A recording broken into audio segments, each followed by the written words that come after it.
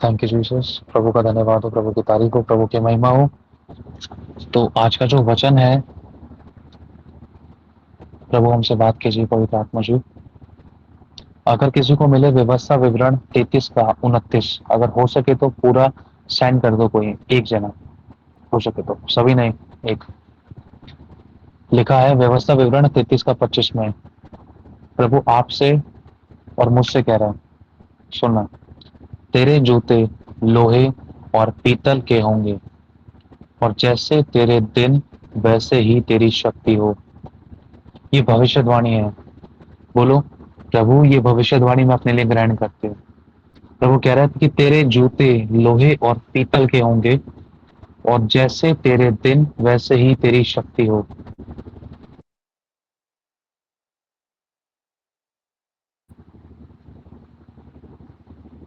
प्रभु एक बात यहाँ पर हमें समझाना चाह रहा है कि जैसे जैसे हम परमेश्वर की उपस्थिति में आगे बढ़ते जाएंगे, परमेश्वर के कामों में, उसके वचन में, उसकी आज्ञा पालन में, उसकी सेवा में, जैसे जैसे हम आगे बढ़ते जाएंगे ना, तो हम उसकी शक्ति में और प्रबल होते जाएंगे।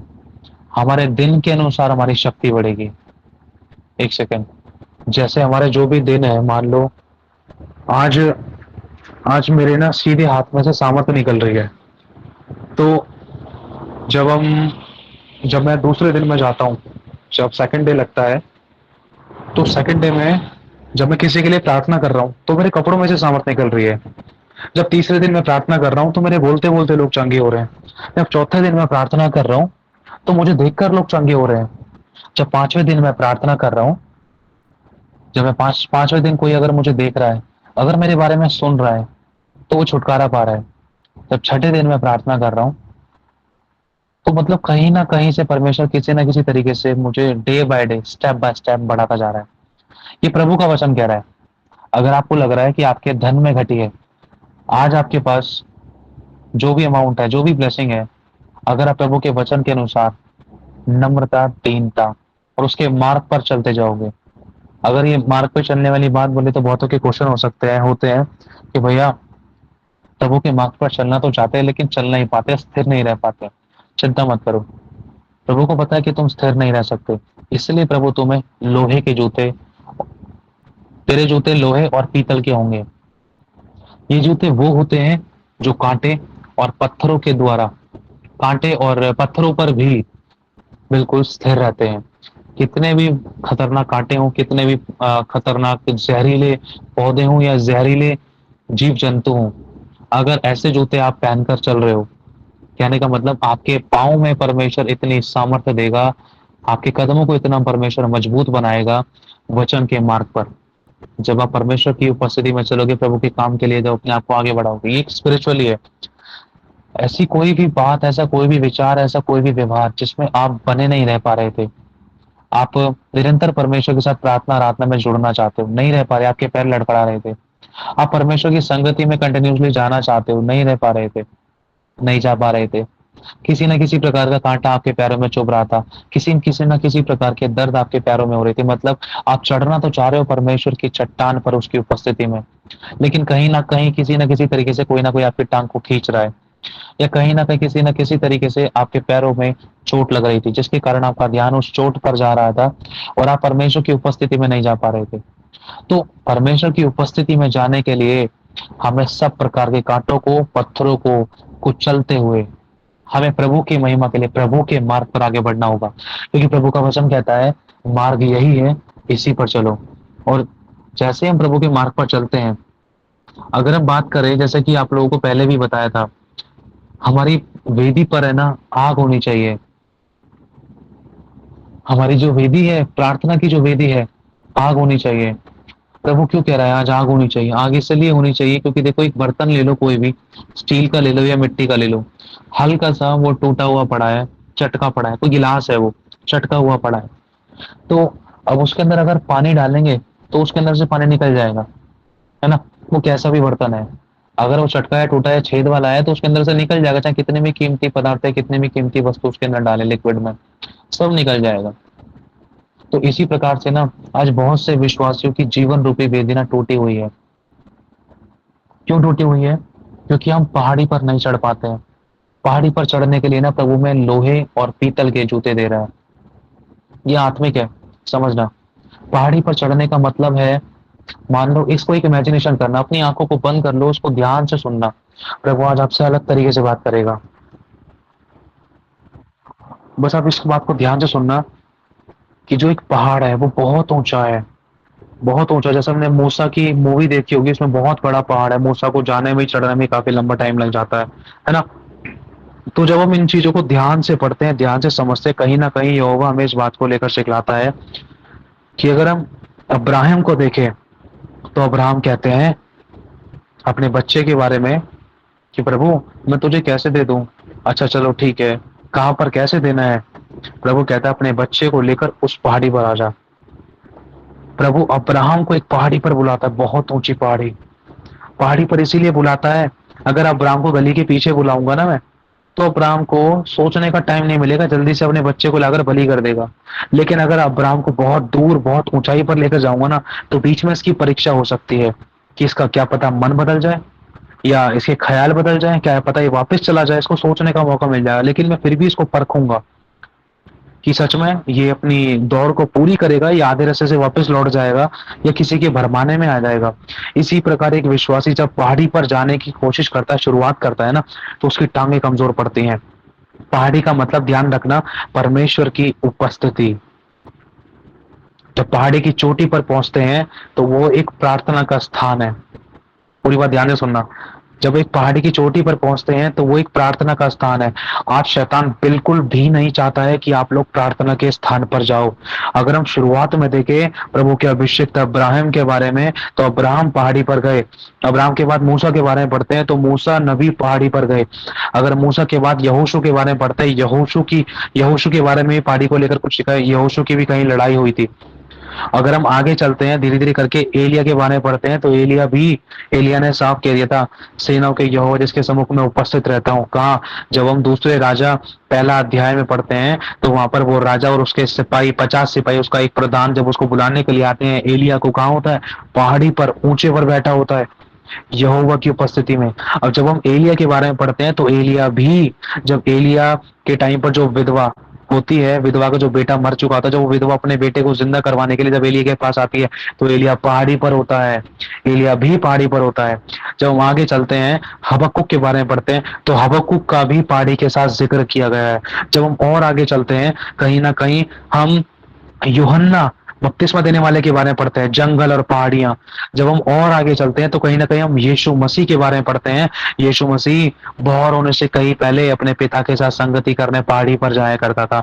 जब हम और आगे चलते हैं, तो कहीं ना कहीं हमें पतरस, याकूब और यूहन्ना के बारे में पता चलता है, वो भी पहाड़ी पर गए। जब हम और आगे चलते हैं, तो कहीं ना कहीं हमें पतमुस टापू पर, पहाड़ी चट्टान, उन गुफाओं, खोहों के पास अकेले, जहां पर कोई रोकने टोकने वाला नहीं, प्रकाशित वाक्य लिखने वाले प्रेरित यूहन्ना। सोचो कितना बड़ा रिश्ता है एक पहाड़ी का एक विश्वासी के साथ। लेकिन एक विश्वासी नहीं समझ पा रहा है। कहते ना, यहोवा मेरी चट्टान है। जब चट्टान के बारे में बात होती है ना, तो समझ लेना वो यहोवा के विषय में बात होती है मोस्टली। तो प्रभु चाहता है कि मेरे पास आ। क्यों? जब हम पुराने नियम में पढ़ते हैं, उत्पत्ति में जाते हैं फिर से, तो उत्पत्ति में परमेश्वर शाम को अपने लोगों के पास टहलने के लिए, घूमते फिरते बातचीत करने के लिए आता था, अपने दिल की बातों को बताने के लिए। और जब उसके बाद जब उन्होंने पाप कर दिया, तो परमेश्वर ने कहा, मनुष्य को बनाकर मैं पछताया, मेरा दिल बहुत दुखा। जिस मनुष्य पर मैंने भरोसा रखा, जिससे मैं अपनी सारी बातें शेयर करता था, उसने मुझे धोखा दिया। और उसके बाद परमेश्वर ने ढूंढने की कोशिश करी, प्रभु ने कह दिया कि मैं मनुष्य को बनाकर पछताया। और जब उसके बाद भी हम देखते हैं कि यिर्मयाह में, और उससे पहले अगर हम उत्पत्ति में ही चले, उत्पत्ति में ही प्रभु कहते हैं कि मैं तो मनुष्य को बनाकर पछताया, मनुष्य की बुराई मेरी दृष्टि में बढ़ गई है, मनुष्य वो करता है जो मेरी दृष्टि में बुरा है, मैं तो बहुत खुशी से इसको बनाया था। लेकिन जब हम यिर्मयाह में आते हैं, तो यिर्मयाह में परमेश्वर स्वयं कहता है कि मैं तेरे कारण बैठकर रोऊंगा। अगर हम शुरुआत से धीरे धीरे करके देखें, तो कहीं पर भी परमेश्वर को एक भी ऐसा व्यक्ति नहीं मिल सका जिससे परमेश्वर अपने दिल की बातें शेयर कर सके। जब दाऊद के बारे में परमेश्वर ने खुलकर कह दिया, दाऊद मेरे तो मन भाव व्यक्ति मिल गया, लेकिन थोड़े दिन बाद दाऊद ने धोखा दे दिया था, यहोवा के दिल पर बहुत तगड़ी चोट लगी थी।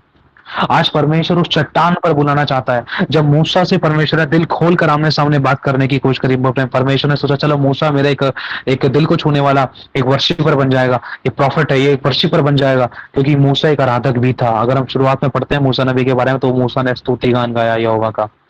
समझना, परमेश्वर को अच्छा लगा, परमेश्वर और आमने सामने बात करने लगा, और इतना नजदीक आ गया कि पर मूसा ने ये वाली बात पूछ ली कि प्रभु मैं तुझे देखना चाहता हूँ।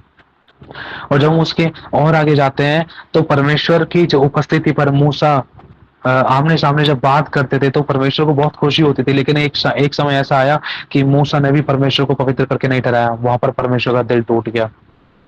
और जब हम और आगे चलते हैं, सुलेमान से भी जो मिस्टेक्स हुई है, सुलेमान पर भी परमेश्वर ने भरोसा रखा, 2-3 बार उसको दर्शन स्वप्न में बताया, वहां भरोसा टूट गया। सुलेमान भी उसको मना करा था कि तू ये मत करना, लेकिन फिर भी वो कर दिया। आज परमेश्वर हमें क्यों बताना चाहता है? क्योंकि भविष्यद्वक्ता जो परमेश्वर के पुराने अभिषिक्त थे, उनकी प्रार्थना की वेदी टूटी हुई थी। जब इनकी वेदी सही थी, तब तक परमेश्वर इनके साथ साथ था। जब जब ये ढूंढते थे, परमेश्वर इनको मिला करता था। जब इन्होंने त्याग दिया, तो परमेश्वर ने भी इनको त्याग दिया। आज बहुत से विश्वासियों की प्रार्थना की वेदी टूटी हुई है। आज जब प्रार्थना का समय होता है ना, हमें नींद या झपकी आती है। मैं परफेक्ट नहीं हूँ, मुझसे भी हुआ है। मैं भी कई बार परमेश्वर को पूरी तरीके से समय नहीं दे पाया हूँ, बहुत बार। मैं भी परमेश्वर के साथ अच्छे से नहीं बैठ पाया हूँ। लेकिन प्रभु कहीं ना कहीं हमें इन बातों को लेकर सिखलाता है, समझाता है, बेटा तेरी प्रार्थना की वेदी को मजबूत कर, तभी उस पर आग गिरेगी। टूटे फूटे बर्तन में जब तू पानी नहीं रखेगा, तू घी नहीं डालेगा, तो टूटे हुए गिलास के अंदर या टूटे हुए छेद वाले बर्तन के अंदर तू कुछ कीमती चीज नहीं रखेगा, तू पानी नहीं रखेगा, तो मैं अभिषेक का सामर्थ्य में कैसे रख सकता हूँ एक टूटे फूटे जीवन रूपी बर्तन के अंदर? सोच कर देख, प्रभु कहता है हमसे। तो प्रभु कहीं ना कहीं हमसे कहना चाहता है, तेरी टूटी हुई वेदी को सुधार ले। एलिया जब भविष्यद्वक्ता कहते हैं, हे यहोवा मेरी मेरे प्राण ले ले, क्योंकि इस्राएलियों ने तेरी वाचा को तोड़ दिया है, तेरी वेदियों को गिरा दिया है, तेरे नबियों को घात किया है, और मैं ही अकेला रह गया हूँ। अब वो मेरे भी जान के प्यासे हैं, अब वो मेरी मृत्यु के खोजी हैं, वो मुझे मारना चाहते हैं। परमेश्वर, उन्होंने तो देख तेरी वेदी को गिरा दिया, उन्होंने तेरी इज्जत नहीं करी, वो सब अपनी अभिलाषाओं में लिप्त हो गए, क्योंकि उनको बार बार परमेश्वर तेरी उपस्थिति में आना, तेरी सुनना, तेरे नबियों की मानना बहुत दुखी लगता था, बहुत मतलब बहुत अजीब लगता था, बहुत घबराते थे, या बहुत सारी बातों को वो एक्सेप्ट नहीं करना चाहते थे। बहुत सारी बातें उनके उनकी अभिलाषाओं के खिलाफ थी, तो उन्होंने तुझे छोड़ दिया, तेरी वेदियों को छोड़ दिया, प्रार्थना करना छोड़ दिया, तुझसे मुकर गए। उन्होंने उन अपने देवताओं को चुन लिया जो उनको उठकर बचा नहीं सकते। ये यिर्मयाह में साफ लिखा है, यिर्मयाह पता नहीं यहेजकल में। तो ये एलिया क्या करते हैं, सबके बीच में 950 तकरीबन लोग होते हैं, वहां पर एलिया भविष्यद्वक्ता एक वेदी को तैयार करते हैं, 12 प्रकार के पत्थर, कई ये सब बहुत गहरे प्रकाशन है इसके अंदर, बहुत सारी चीजें। एलिया उस टूटी हुई वेदी को बनाते हैं। आज हमें भी उस टूटी हुई वेदी को बनाने की जरूरत है। जब तक पहली बात तो हमें वेदी बनाने की जरूरत है, अगर वेदी नहीं है तो बनानी पड़ेगी। अगर वेदी है, अगर टूटी है, तो मरम्मत करनी पड़ेगी। अगर मरम्मत कर दी है, तो उसके ऊपर बलिदान रखना पड़ेगा। अगर बलिदान है, तो हमें नम्र बनना पड़ेगा, उससे दुआ करनी पड़ेगी, उसके समय पाना पड़ेगा। जब एलिया भविष्यद्वक्ता कहते हैं आग गिराने के समय, जब वो वेदी बनाते हैं, लास्ट में वो कहते हैं कि आओ मेरे निकट आओ।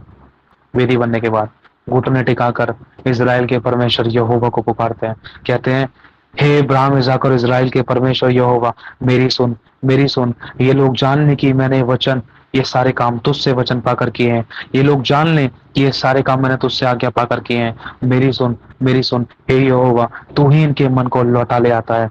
इतने में स्वर्ग खुल गया, बहुत बड़ा आग का बवंडर स्वर्ग से धधकती हुई आग उस वेदी पर गिरी, 5 प्रकार की चीजों को भस्म कर दिया। कब? जब वो टूटी हुई वेदी को सुधारा गया। सुधारने के बाद उसके ऊपर बलिदान रखा गया। बलिदान रखने के बाद एलिया ने एक और काम किया, नम्र और दीन और धन्यवादी रहा। फिर एलिया ने प्रभु को पुकारा, तब उनकी वेदी पर आग गिरी। तब जो विरोधी थे वो फेवर में हुए। आज कई बार हमारे जो विरोधी थे फेवर में क्यों नहीं हो पाते? आज हम बोल रहे हैं प्रभु इतने लंबे समय से प्रार्थना करती हूँ अपने पति के लिए, अपने भाई बहन फैमिली मेंबर्स के लिए, माता पिता के लिए, अगल बगल सगल के लिए, कितने लोगों के लिए प्रार्थना कर रही है, कोई नहीं बदल रहा, ये नहीं बदल रहा, वो नहीं बदल रहा। अरे हमारी आज प्रार्थना की वेदियां टूटी हुई हैं। आज हमारे आत्मिक जीवन में कहीं ना कहीं किसी प्रकार की कोई चटकन है, कोई भटकन है, किसी ना किसी प्रकार का कोई ना कोई छेद है। आज प्रभु चाहता है हम अपनी प्रार्थना की वेदियों को सही करें। वचन कुछ और है, लेकिन प्रभु आज ये बुलवाता है, तो इसका मतलब ये है कि हमारे जिंदगी में कहीं ना कहीं एक खमीर पाया जाता था। आज हम कहते हैं प्रभु तेरे पास आने के बाद भी ये समस्या क्यों नहीं जा रही? कुछ कारण है। परमेश्वर तो तुरंत हाथ बढ़ाने वाला परमेश्वर। प्रभु कहता है कि देख, यहोवा का हाथ ऐसा छोटा नहीं होगा कि वो कार्य न कर सके। तेरे अधर्म के कामों के कारण मैं तेरी प्रार्थना नहीं सुनता, तेरे अधर्म के कामों के कारण मैं तुझसे अपना मुंह छिपा रखा, तेरे पापों के कारण तूने मुझे मेरे हिस्से का नहीं दिया। जो यीशु मसीह ने कहा कि जो परमेश्वर का है वो परमेश्वर को दो। प्रभु कहीं ना कहीं हमें कहना चाहता है, एक व्यक्ति को, एक व्यक्ति, एक विश्वासी जब तक वो पहाड़ पर नहीं चढ़ेगा ना, तब तक वो परमेश्वर की उपस्थिति में नहीं आ सकता। जब तक वो परमेश्वर के पहाड़ पर, उस प्रार्थना के स्थान पर, पहाड़ पर चढ़ने का मतलब ये नहीं कि हमारे अगल बगल में पहाड़ कहां से लेकर हम, भैया तो कह रहे पहाड़ पर चढ़ो, नहीं, वो वाला पहाड़ नहीं कह रहे। पहाड़ पर चढ़ने का मतलब है अपनी जिंदगी में से 24 घंटे में से अपना पर्सनल समय परमेश्वर के लिए निकालना। जो परमेश्वर का है वो परमेश्वर को देना, और उससे दुआ बंदगी करना, उससे पूछना, उसकी सुनना, उसकी बाट जोना, वचन वचन से वचन पर मनन करना, आराधना करना, उसकी स्तुति करना, प्रार्थना करना। ये उसका समय है, ये प्रभु का समय है। इसलिए यीशु कहता है कि जो परमेश्वर का है वो परमेश्वर को दो। अरे यीशु ने खुद किया, जब भी तो वो बताता था। यीशु के चेले बोल रहे थे प्रभु कहाँ चलें, क्या करें, ये सारे हमारे पीछे आते हैं। यीशु वहां से भगदौड़ करके जल्दी से निकला अपने चेलों को लेकर, धड़ाधड़ करके। यीशु ने जल्दी से चेलों को नाव में बैठाया, शाम हो चुकी थी, यीशु को पता था मेरे बाप का टाइम हो चुका है बात करने का, मेरे को उसके सुनने के लिए जाना, तुम नाव में बैठो, तुम वहां पहुंचो यर्दन पार, मैं तुम्हें वहीं मिलूंगा। यीशु उनको बिठाकर कहाँ गया, अपने बाप के पास, हमारे प्रभु पिता परमेश्वर यहोवा के पास गया। जो परमेश्वर का है वो उसने परमेश्वर को दिया, ताकि शैतान यीशु को झूठा ना ठहराने पाए। यीशु तू तो कहता था कि जो परमेश्वर का है परमेश्वर, तो तू तो आज पहले प्रार्थना प्रार्थना तो तूने करी नहीं, तू तो परमेश्वर को पहला स्थान दिया ही नहीं। तू तो बीवी में, तू तो टीवी में व्यस्त हो गया, तू तो गेम में व्यस्त हो गया, तुझे तो दोस्त बुला के ले गए, तुझे तो शादी पार्टी में जाना था, तू तो सो गया, तुझे तो आलस आ गया, तू तो अलार्म लगा गया, तू 5 मिनट बैठूंगा, पता चला 5 घंटे बाद नींद खुल रही है। आज एक शैतान एक विश्वासी की जिंदगी में कैसे दोष लगाता है, और वही छोटा सा खमीर एक छेद बन जाता है, जिसके कारण वो जो अभिषेक, जो भरपूरी, जो प्रार्थना आराधना हम करते हैं, वो कहीं ना कहीं किसी ना किसी तरीके से छेद के द्वारा निकलने के पूरे पूरे कारण बनते हैं। आज प्रार्थना की वेदियां टूटी हुई हैं। एक विश्वासी होने के नाते हम उनको जोड़ना जरूरी है, वचन से अपने आप को जांचना जरूरी है। प्रभु मैं कहाँ गलत हूँ, कोई परफेक्ट नहीं है, मेरे से भी गलती है, मैं खुद कह रहा हूँ आप लोगों से, मैं भी परफेक्ट नहीं हूँ, मैं भी गिरा। आप प्रार्थना करना शुरू करो। प्रभु ने कहा मैं तेरी सुनूंगा, संकट में मैं तेरे संग रहूंगा, मैं तो उसको छुड़ाकर तेरी महिमा बढ़ाऊंगा, तुझे दीर्घायु से तृप्त करूंगा, अपने किए हुए उद्धार का दर्शन दिखाऊंगा, तू मुझसे मांग। प्रभु कहता है हे यहोवा, दाऊद कहते हैं हे यहोवा, बौर को तू मेरा कान खोल दे ताकि मैं तेरी वाणी को सुन सकूं। दाऊद कहते हैं यहोवा से, हे यहोवा, बौर को तेरी वाणी मुझे सुनाई दे। मतलब दाऊद बाट जोते हैं। एक विश्वासी जो प्रभु के लिए जीना चाहता है उसको सुनना पड़ेगा, ये हकीकत है, चाहे कोई माने या ना माने। अगर बढ़ना है तो ये तरीका है। जो परमेश्वर के बड़े बड़े अभिषेक हैं वो ऐसे ही आग के गोले नहीं बन गए हैं, समझना इस बात को।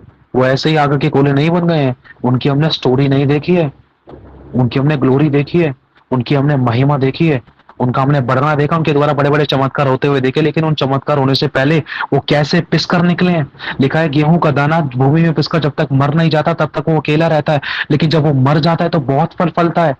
फल लाने के लिए मरना पड़ता है, अपनी देह को मारकर कूट कर वश में लाना पड़ेगा हमें। शरीर कहता है आराम कर ले, सो जा, एक झपकी मार ले, आधे घंटे बाद प्रार्थना कर लियो, खाना खा के प्रार्थना कर लियो। खाना खा के तो ऐसा नशा होता है, प्लेट बगल में रखी रहती है, इतने में झपकी लग जाती है, हो गई प्रार्थना। सुबह उठते सॉरी प्रभु नहीं कर पाए, फिर अपने काम में व्यस्त। सच्चाई है। बहुत बार शरीर को शैतान इतना थका देता है, रात को प्रार्थना में बैठने का टाइम आता है जब झपकी आने लग जाती है, या ऐसे बिजी हो जाते हैं, या पति को इस्तेमाल करते हैं, या पत्नी को इस्तेमाल करते हैं, बच्चों को इस्तेमाल करता है, या कोई ऐसे फोन कॉल्स आते हैं, या किसी ना किसी तरीके से कंडीशंस बन जाती हैं। अगल बगल आस पड़ोस लोगों को, किसी को भी इस्तेमाल कर सकता है। टीवी तेज चला ली किसी ने, अगल बगल घर गली मोहल्ले में गाने चला लिए, डीजे बज रहा है। क्यों? ये सारे शैतान को मौके इसलिए मिल रहे हैं क्योंकि हमारी प्रार्थना की वेदी टूटी हुई। अगर हमारी प्रार्थना की वेदी सही हो ना तो हमारी जिंदगी में वो आग उतरे, और उस आग के द्वारा जिनके कांटेक्ट में हम आए उनके बंधन टूटे। हमें रोकने से पहले वो खुद प्रार्थना कराने के लिए बोले हमारे लिए प्रार्थना कर। ये सच्चाई है, क्योंकि एलिया के टाइम पर यही हुआ था। उन सभी ने कह दिया था ओए एलिया का परमेश्वर यहोवा ही परमेश्वर है, यहोवा ही परमेश्वर। अगर आप चाहो तो पढ़ सकते हो, ये शंकी नहीं कह रहा, ये प्रभु कह रहा है। जो विरोध कर रहे थे एलिया का, जो हंस रहे थे, राजा तक ने निंदा कर दी थी एलिया की। क्यों? क्योंकि जब तक वेदी टूटी हुई थी, आग नहीं गिरी थी। लेकिन जैसे ही वेदी की मरम्मत की गई, बलिदान रखा, अपने आप को मारा कूटा, अपने आप को नम्र शून्य दीन किया, अपनी अभिलाषाओं को मारा, संसार का सदृश्य ना बने। लोग लोग ऐश मौज मस्ती में अपना व्यस्त हैं, जिंदगी को कैश कर रहे हैं, बहुत कुछ कर रहे हैं। अरे जिंदगी है, कल किसने देखा, जब पल का नहीं पता, आराम से जी लो यार, खुलकर जी लो। लड़की हो चाहे लड़का हो, चाहे किसी के साथ सोना हो, चाहे किसी के साथ जागना हो, चाहे पार्टी बनानी हो, चाहे खाना हो, चाहे बर्थडे बनाना हो, वटेवर, सो बात है, कोई नहीं फिक्र कर रहा। लेकिन आज जो विश्वासी अपनी अभिलाषाओं को मारते हैं, तो उसका मतलब है वो बलिदान कर रहे हैं। ये जीवित बलिदान है। अगर आप चुप रहकर दुख को सह रहे हो तो ये जीवित बलिदान है। अगर आप दूसरे की बुराई सह रहे हो तो ये जीवित बलिदान है। इसका मतलब आप बलिदान कर रहे हो, और इसी बलिदान पर आग उतरेगी। ध्यान रखना, जब आप चुप रहकर दुख को सहते हो, ये परमेश्वर को भाता है। अगर आप गलत होने के बाद लात घूसे खा रहे हो तो उससे कोई फायदा नहीं है, ऐसा तो अन्य जाति भी करते हैं। अगर आप सही होने के बाद लात घूसे खा रहे हो तो ये परमेश्वर को भाता है। ये जीवित बलिदान है। एलिया को कितने लांछन लगाए गए, एलिया ने लड़ाई नहीं करी, आंख के बदले आंख, चांटे बदले की चांटा, थूक के बदले थूक नहीं करा। एलिया सुनता रहा। एलिया ने मरम्मत में उस दुख को, उस दर्द को परमेश्वर के आगे लेकर आया, रोना था, परमेश्वर के आगे रोया। आज अपने दिल दुख दर्द को किसी को बताने की जरूरत नहीं है। सब लात मारते हैं, दरवाजे बंद कर लेते हैं, लेकिन प्रभु कहता है तू मेरा दरवाजा खटखटा, तेरे लिए खोला जाएगा।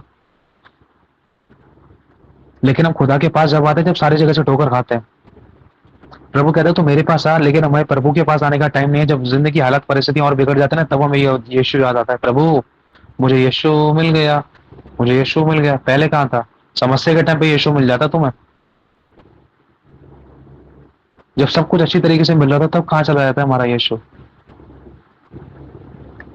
तो प्रभु कहीं ना कहीं कहना चाहता है, हमारी प्रार्थना की वेदियां टूटी हुई। अगर हम चाहते हैं कि हमारे विश्वास से हमारा घराने के लोगों की जिंदगी में, कलीसिया विश्वासियों में, अगुओं अभिषिक्तों की जिंदगी में काम हो, गली मोहल्लों में काम हो, मेरे विरोधी की जिंदगी में काम हो, तो प्रार्थना की वेदी मरम्मत करनी पड़ेगी। प्रार्थना में आना पड़ेगा। अभिषेक ऐसे नहीं बह जाता, पिसना पड़ता है। राई का दाना, बादाम ले लो, मूंगफली ले लो, जब तक इनको कुचला नहीं जाता, दबाया नहीं जाता, निचोड़ा नहीं जाता, तब तक तेल नहीं निकलता। और यही बात यीशु ने कही है। और यीशु सबके लिए पिसा। यीशु लोगों से कहता था, अरे पतरस, याकूब, यूहन्ना, तुम अब तक नहीं जाग सके? तुम अपने आप को मरने के लिए नहीं दे रहे हो? प्रभु फांसी लगाने के लिए नहीं कह रहा, प्रभु चक्कू छुरी चलाने के लिए नहीं कह रहा। मरने का मतलब है अपनी अभिलाषाओं के लिए मरने का मतलब है अपनी नींद का त्याग करना, अपनी अभिलाषाओं का त्याग करना, उपवास में आने की कोशिश करना, प्रार्थना में लौलीन रहना, आराधना में आना, वचन पढ़ना, प्रभु के साथ संगति करना।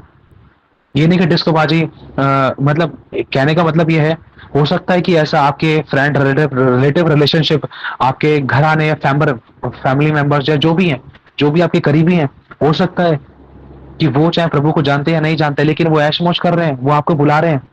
अगर आप भी चले गए तो आपने अपना क्रूस नहीं उठाया, आपने बलिदान नहीं किया। अगर आप उसको देखकर उसको नो करते, उसको मना करते, वरन उस समय अपनी परमेश्वर की उपस्थिति में बैठकर परमेश्वर के लिए जीते हो, उन अभिलाषाओं से दूर करते हो, तो इसका मतलब है जीवित बलिदान। इसका मतलब है आपकी वेदी वो टूट चुकी थी, जो वो जुड़ चुकी है, उसके ऊपर बलिदान रखा जाएगा। जब बलिदान रखा जाएगा, जब आप प्रार्थना करोगे तो आग उतरेगी। जब आग उतरेगी तो बिना प्रार्थना करे, आपके बिना प्रभु से मांगे आश्चर्य कर्म होंगे। लोग आपके कांटेक्ट में आएंगे, लोग आपसे बात करेंगे, लोग आपकी सुनेंगे तो उनके बंधन टूटेंगे, तो स्टाक में निकलेंगे, आश्चर्य कर्म होंगे। वो खुद बोलेंगे, दीदी भैया आपसे बात करके अच्छा लगा, मुझे शांति मिली, मेरा दर्द ठीक हो गया, मेरी परेशानियां ठीक हो गई, मेरी समस्याएं ठीक होगी, मेरा रिश्ता जुड़ गया, मेरी ये प्रॉब्लम ठीक होगी, मेरा रुका हुआ काम बन गया आपसे बात करते करते ही। दीदी मेरे लिए प्रार्थना कर दो, भैया मेरे लिए प्रार्थना कर दो, मामा मामी आंटी मेरे लिए प्रार्थना कर दो। ये गहराई है। कैसे होगा? प्रार्थना की वेदी आज जोड़ने की जरूरत है। प्रभु को नहीं करना है ये काम हमें करना है। ताली दुआ से बसती है, हमें हमारे हिस्से का काम करना है। आग गिराने वाला प्रभु है। आग गिराने से पहले वेदी तैयार करनी होगी। परमेश्वर ने जमीन पर आग नहीं गिराई थी, वेदी पर आग गिराई थी। हमें वेदी बनानी पड़ेगी। वेदी एलिया ने खुद वेदी बनाई है, इसका पक्का प्रमाण है। एलिया का रिश्ता परमेश्वर के साथ इतना अच्छा था, एलिया चाहता तो परमेश्वर से बोल सकता था, परमेश्वर ऐसी आग गिरा दे, इनको इनको एक बार में झटका दे दे। नहीं करा, प्रकट किया, करके दिखाया यहोवा के लिए। देख यहोवा, इन्होंने तेरी वेदियों को तोड़ा है ना, मैं बनाऊंगा। कौन बनाएगा आज अपनी वेदियों को? अगर आज आप बोलोगे प्रभु मैं बनाऊंगा, मेरी मदद सहायता कर, मेरी मदद कर, तो मुझे वो आत्मा दे, वो अनुग्रह दे, तो प्रभु आपकी वेदी पर आज आगे आएगा। आपके द्वारा बड़े बड़े परमेश्वर बड़े बड़े काम करेगा, आश्चर्य कार्य करेगा, छुटकारे करेगा आपके द्वारा। आपकी प्रार्थना के द्वारा बड़े बड़े काम होंगे। आप सोचोगे वो काम आपकी जिंदगी में हो जाएगा, बड़े बड़े काम। जो चीज़ आपको चाहिए होगी वो आपके सामने हाज़िर होगी। रुकावटें खत्म होंगी, दुष्ट आत्मा निकलेगी, बंधन टूटेंगे, जो आपके विरोध करते थे, जो आपको रोकते थे, वो खुद कहेंगे, "अरे! मेरे लिए प्रार्थना कर। अरे! तेरे प्रार्थना के द्वारा काम हो रहा है।" उनके मन बदल देगा खुदा उस अभिषेक के द्वारा, जो आपकी बेदी पर गिरेगा, जो आपकी प्रार्थना रूपी जीवन पर गिरेगा। पहाड़ी पर चढ़ना आसान नहीं है। अगर कोई आम इंसान भी पहाड़ी पर चढ़े, उसके घुटनों में दर्द हो सकता है। अगर पहाड़ी पर चढ़े, तो अगल-बगल झाँक सकता है। अगर पहाड़ी पर चढ़े, रुक सकता है, वापस लौट सकता है। आज बहुत से विश्वासी का जीवन ऐसा है। पहाड़ी की चोटी तक नहीं पहुँच पाते। परमेश्वर जहाँ वास करता है, विराजता है, उस पवित्र परमेश्वर की पवित्र उपस्थिति में नहीं बैठ पाते हैं। उससे पहले ही हाथ घोड़े टूट जाते हैं, दर्द होता है, बॉडी पेन होता है, अभिलाषाओं में इधर-उधर ताकते हैं, झाँकते हैं, इधर-उधर निकल जाते हैं, बिज़ी हो जाते हैं, बिज़ी कर देता है शैतान। पहाड़ी पर इंसान आज बहुत से विश्वासी नहीं पहुँच पाते हैं। बहुत से विश्वासियों ने सफ़र तो किया पहाड़ी पर चढ़ने का, बपतिस्मा पाया, वापस संसार में लिप्त हो गए। सेवक तक सेवा कर रहे, प्रचार कर रहे, उसके बाद दोबारा से नौकरी बिज़नेस में लिप्त हो गए। पहाड़ी पर चढ़ना शुरू तो किया, लेकिन एंड आत्मा से शुरू कर शरीर पर खत्म कर दिया। समझ रहे हो? वो भी पहाड़ी पर पूरी तरीके से नहीं पहुंच पाए। समझ रहे हो इस बात को? प्रभु कह रहा है कुछ। आज इसी समय से कोशिश करो। हमारी प्रार्थना की विधि आज टूटी हुई है। प्रभु आग गिराना चाहता है। आज बहुत सारी हमारी प्रार्थनाओं के उत्तर क्यों रुके हुए हैं? सबसे बड़ा कारण आज एक ये है। आज हमने परमेश्वर का है ना वो परमेश्वर को नहीं दिया। आज हम सबको सबके हिस्से का दे रहे हैं। भाई को भाई का टाइम दे रहे हैं, बहन को बहन का टाइम दे रहे हैं। बहुत बार चलो कोई बात नहीं भी दे पाते, लेकिन जो प्रभु का है वो कहाँ है? जो जीवित परमेश्वर है, जो मृत्यु मृत्यु और अधोलोक की कुंजी जिसके पास, जिसने सब कुछ बनाया है, जो हमें जिलाने की सामर्थ्य रखता है, जो हमें जीवित करने की सामर्थ्य रखता है, जो हमें चंगा करता है, जो हमें आशीष देता है, जो हमें सांसें देता है, उसका पाठ, उसका भाग कहाँ है? वो इंतजार कर रहा है। प्रभु कहता है आओ हम वाद विवाद करें। और वो आज भी हमारे बेड के पास बैठा है, हमारे सोफे कुर्सियों के पास बैठा है, हमारे घर के दरवाजों के पास इंतजार करता है। अरे बहुत बार तो ऐसा होता है कि हम अंदर आराम कर रहे होते हैं, प्रभु बाहर खटखटा रहा है, और हम अंदर हाथ पैर हिला रहे होते हैं, प्रभु अंदर है, अंदर है, अंदर है। नहीं, प्रभु तो बाहर खड़ा हुआ खटखटा रहा है। अपने मन की कुर्सी पर जिसको बिठा रखा है, उसको पहले हटाना पड़ेगा। वो अभिलाषा है, चाहे वो पहला स्थान किसी और जन्म ने मनुष्य को दिया है। लड़ भिड़ कर भी प्रभु की उपस्थिति में नहीं बैठना है, प्रभु से मांगना है, अपनी देह का बलिदान करना है। जब आप अपनी देह को मारोगे ना, देह को मारने का मतलब ये नहीं कि चक्कू छुरी लेकर काटा पीटी करने लग जाओ। नहीं, शरीर को नाश मत करना। गलती हम सबसे हुई है। मैंने भी बहुत देह को दुख दिया है, शारीरिक रूप में भी, लेकिन प्रभु ने मुझे इसको लेकर सिखाया, प्रभु ने मुझे क्षमा किया। हमें समझना है इस बात को। देह को मारने का मतलब है, जैसे मुझे नींद आ रही है लेकिन सोना नहीं है, प्रभु मुझे तेरी उपस्थिति में बैठना, इसका मतलब है देह को मारना, अपनी अभिलाषाओं को मारना, अपना क्रूस उठाना, इसका मतलब है। समझ रहे हो? तो प्रभु कहीं ना कहीं हमसे कहना चाहता है, अपनी प्रार्थना की वेदियों को मजबूत करो। जब मैं तुम्हारी वेदियों पर आग उतारूंगा, तब तुम्हें किसी की प्रार्थना करने की जरूरत नहीं पड़ेगी। तुम्हें किसी से प्रार्थना कराने की जरूरत नहीं पड़ेगी, किसी का हाथ रखवाने की जरूरत नहीं पड़ेगी। तुम दूध के से बच्चे थे ना, तुम्हें परिपक्व मैं करूंगा। तुम अपने आप को मेरे हाथों में सौंपो, अपना क्रूस उठाओ और पहाड़ी पर चढ़ाओ, मेरे भवन को बनाओ। मैं तुम्हें अभिषेक और आत्मा दूंगा, जो चीज की तुम्हें जरूरत है वो तुम्हें दूंगा। तुम मेरे पास तो आओ, मेरे साथ बैठो तो सही, प्रार्थना करो तो सही, मुझे मेरे हिस्से का समय दो तो सही। मेरा कुछ नहीं जाता है। अगर तू मेरे पास नहीं आता तो नुकसान भी तू ही उठाता है। अगर तू नहीं आएगा तो मेरे पास कोई और मिल जाएगा। तू सेवा नहीं करेगा तो बहुत से लाइन में लगे हुए हैं। तू आराधना नहीं करेगा तो बहुत से लाइन में लगे हुए हैं। तू प्रचार नहीं करेगा तो बहुत से प्रचारक हैं। मैं तो सबको देने वाला हूँ, लेकिन तुम्हें लेना आना चाहिए। हालेलुया। तो प्रभु मैं कहना चाहता, अपनी प्रार्थना की वेदी की मरम्मत कर, फिर से प्रार्थना में मन फिरा और पहले के समान काम कर। हमें पश्चाताप करके प्रभु के पास फिर से जाना है। अपनी आंखों को बंद करें।